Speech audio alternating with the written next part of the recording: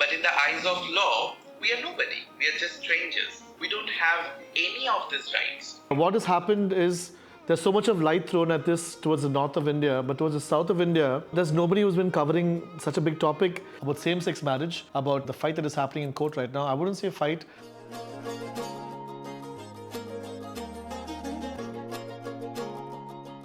அனைவருக்கும் வணக்கம். Today's topic is going to be very interesting and an eye opener. அதாவது நம்ம சவுத் இந்தியாக்கு இருக்கிற எல்லாருக்குமே இது தெரியணும். நம்ம தமிழ்நாட்டில் நிறைய பேர் பத்தி பேசல. It's about the ongoing issue about not ongoing, it's been happening for a long time, about same-sex marriage, about the fight that is happening in court right now. I wouldn't say fight. I would say rather a debate between two worlds, which is really funny that people don't let people live, but what to do? We live in a world where we need acceptance still. So same-sex marriage சொல்லும்போது நிறைய பிரச்சனை இருக்கு, நிறைய questions இருக்கு, பெரிய taboo மாதிரி இருக்கு இப்போ. So I want to let you all into a big secret, and that is we're all human beings, but I think we need more beating before we get the freedom for same-sex marriage. But what to do? We live in a world like that. So I'm going to talk to somebody who's very interesting, somebody who's an LGBTQ+ activist, lawyer. He's a wine enthusiast, he's a teacher, he's an entrepreneur. He's a very loving, very interesting person to chat with, Mr. Chakraborty Supriyo. And he's going to be joining us on a video call chat because he's not in Chennai. So சில பேருக்கு வந்து இங்கிலீஷில் புரியலனா சப்டைட்டில்ஸும் கொடுக்கலாம். இருந்தாலும் நான் உங்களுக்கு explain பண்ணுறேன், நிச்சயமாக உங்களுக்கு பேசும்போது புரிஞ்சு போயிடும். So let's have Chakraborty online. Chakraborty, vanakkam, and welcome to my channel. My channel is called Karun Raman, which is predominantly about LGBTQ+, fashion, lifestyle, food, social service, and lots more. And the need of the hour, I think it's not need of the hour, but it's been happening for quite some time, for many years, is apart from acceptance of who we are as people, the debate is about same-sex marriage right now. And you being one of the main petitioners and somebody who's taking the bashing and the beating for all of us, thank you so much for being a pillar of strength. And you please educate, people who are watching this right now. A lot of people are not aware of what's happening. The need of the hour is about acceptance for same-sex marriage. And what is the scenario right now? Well, see, if I elaborate it in a layman language, because if you ask me to talk about this whole thing, I might take maybe next 8 hours.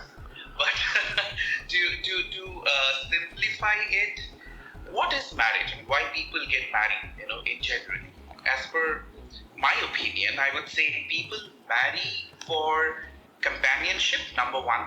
Number two can be a long-term commitment, and definitely security or creating a support system, right?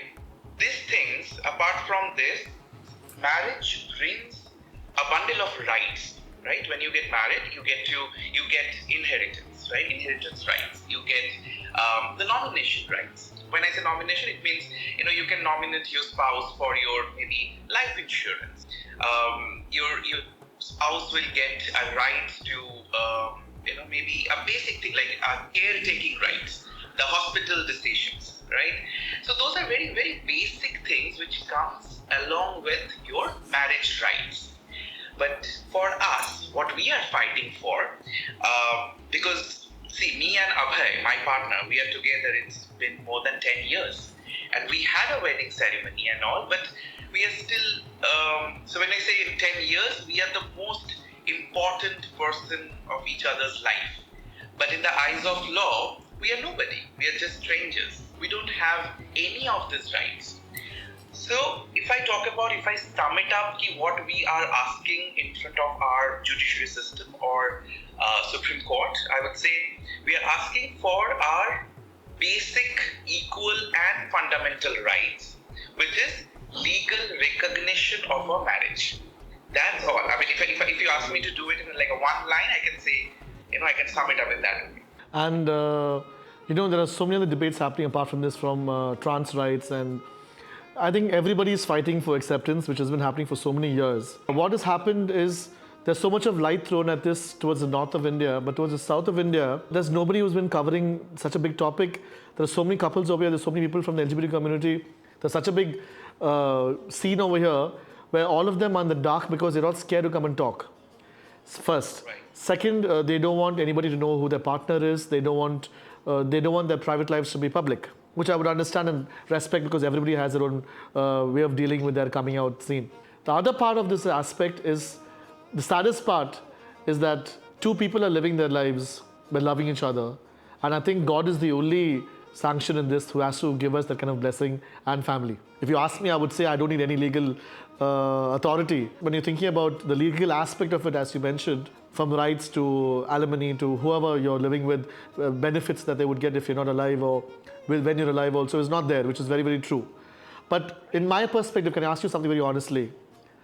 Yes, sure. Does, or you've been living for 10 years with your partner, you've been happy. Has in any way a legal matter like this changed anything in your life so far? It will,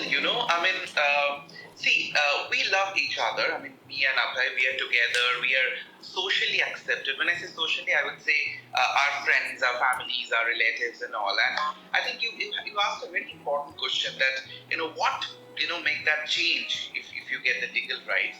I will give you a few examples here. Till today, if you ask me right now that, hey, are you married? I would take at least 2-second pause to answer, am I married or not? Because legally I am not. Correct. I'm filling up a form and I still check as a single, right? I can't introduce my partner as my spouse, right? He's still, I say, okay, a person I live with, right? My family accepted us wholeheartedly. Yeah, such a beautiful wedding. I want to mention about that also. Such a beautiful wedding from your mehendi to your sangeet. You were the first gay couple to get married in Telangana state, and it's such a big thing because this never happened in the south. We have had South Indians getting married elsewhere, but never in that particular state.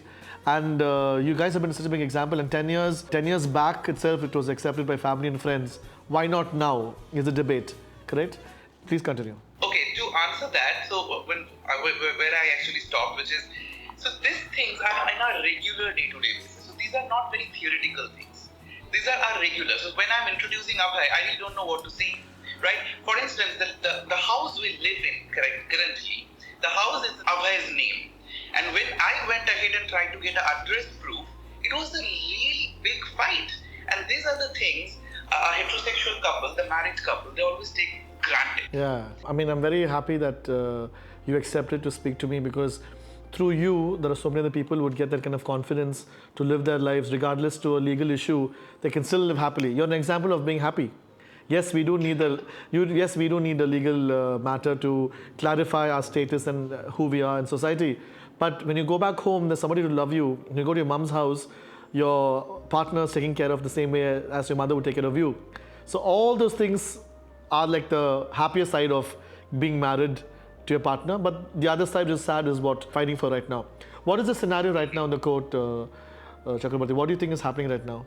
Well, so today was the 4th day of hearing, and most probably by tomorrow, first up, we'll be able to close the petitioner's part and the central government will start talking. Well, unless they have started talking, it's a little difficult to understand. But yes, I would say if you ask me personally, I am very hopeful, because the kind of discussion happens. I strongly believe one thing that I think I have learned last couple of years. The one thing which is required right now, which is creating awareness. And maybe we actually had this discussion before starting this interview.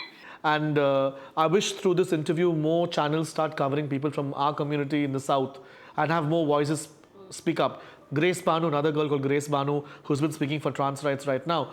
But there's nobody from the gay side talking at all, except for me right now. So I'm like, what is going wrong where? I'm like, are they scared? Are they worried that people in the office will start recognizing them? Are they worried about people when they walk in the streets, they start getting stoned? Because that's how scary it is at times, So what advice would you want to give all these people? Well, see, this fear, to be very honest and being very upfront, some of the time in our life, in some phases, we also got scared, right? Maybe somehow you, me, who are actually talking today, but we somehow gather a lot of courage. And I think in our society, there are a lot of myths, I have learned a lot, we are very conditioned. So say for instance, I'm just telling a very small story here.